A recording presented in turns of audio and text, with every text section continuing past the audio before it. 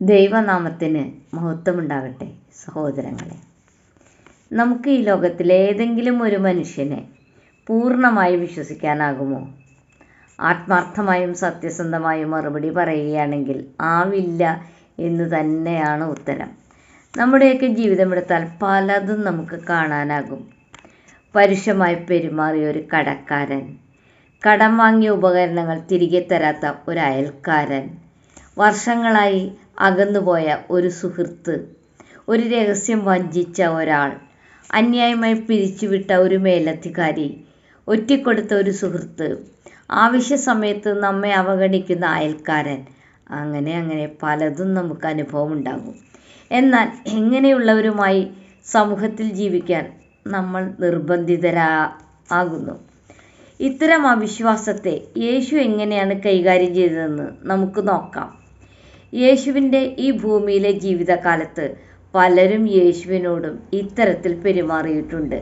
അതിൽ യേശുവിൻ്റെ അനുയായികളും ഉൾപ്പെട്ടിരുന്നു. യോഹന്നാൻ 2:23-24-25 കേൾക്കൂ. പെസഹ പെരുന്നാളിൽ യെരുശലേമിൽ ഇരിക്കുമ്പോൾ അവൻ ചെയ്ത അടയാളങ്ങൾ കണ്ടിട്ട് പലരും അവൻ്റെ നാമത്തിൽ വിശ്വസിച്ചു. യേശുവോ എല്ലാവരെയും അറിയുക കൊണ്ട് തന്നെത്താൻ അവരുടെ പക്കൽ വിശ്വാസമേൽപ്പിച്ചില്ല.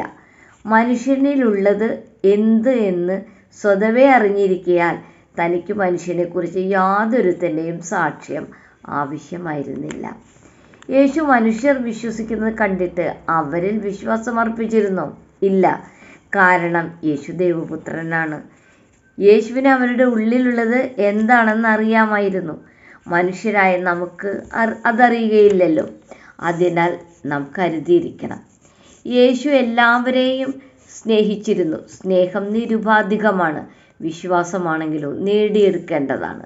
എല്ലാവരെയും സ്നേഹിക്കാം, പക്ഷേ വിശ്വസിക്കാനാകില്ല. പത്രോസ് തന്നെ നിഷേധിക്കുമെന്നും യൂദാസ് തന്നെ ഒറ്റിക്കൊടുക്കുമെന്നും യേശുവിന് അറിയാമായിരുന്നത് പോലെ എല്ലാവരെയും യേശുവിനറിയാം. മനുഷ്യരെ ആരും നമുക്ക് അന്ധമായി വിശ്വസിക്കാനാകില്ല. സ്നേഹിക്കാം. എല്ലാം അറിയുന്ന ദൈവത്തെ മാത്രം പൂർണ്ണമായി വിശ്വസിക്കുക, സ്നേഹിക്കുക. എല്ലാ മനുഷ്യരെയും സ്നേഹിക്കുക.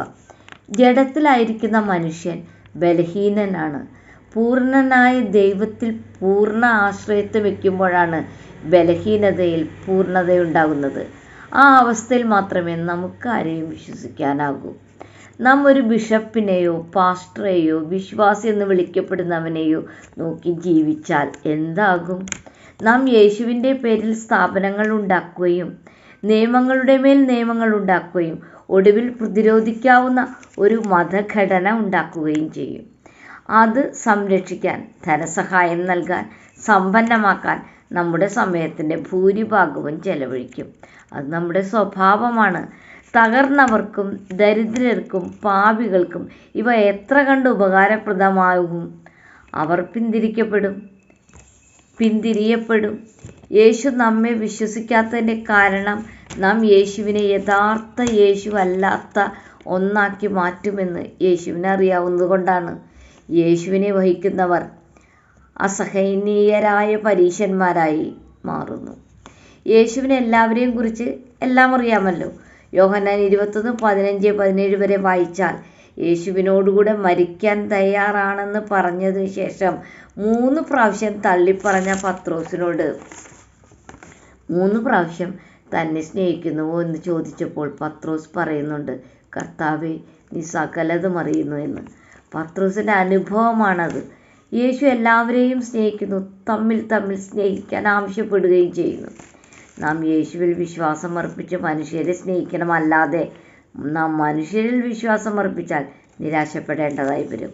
എബ്രായർ 12:2 വിശ്വാസത്തിൻ്റെ നായകനും പൂർത്തി വരുത്തുന്നവനുമായ യേശുവിനെ നോക്കുക എന്ന് പറഞ്ഞിരിക്കുന്നു.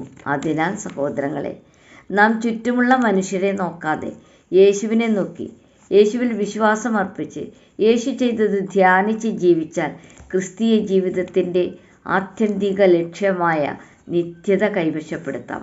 അല്ലാത്ത പക്ഷം അത് നഷ്ടപ്പെടും. കാരണം യഥാർത്ഥ യേശുവിന് ഒരു പകരക്കാരനില്ല. ആർക്കും പകരക്കാരനാകാൻ കഴിയുകയുമില്ല. ഈ വചനങ്ങൾ സ്വീകരിക്കാൻ പരിശുദ്ധാത്മാവ് സഹായിക്കട്ടെ. ദൈവമേവരെയും സമൃദ്ധമായി അനുഗ്രഹിക്കട്ടെ.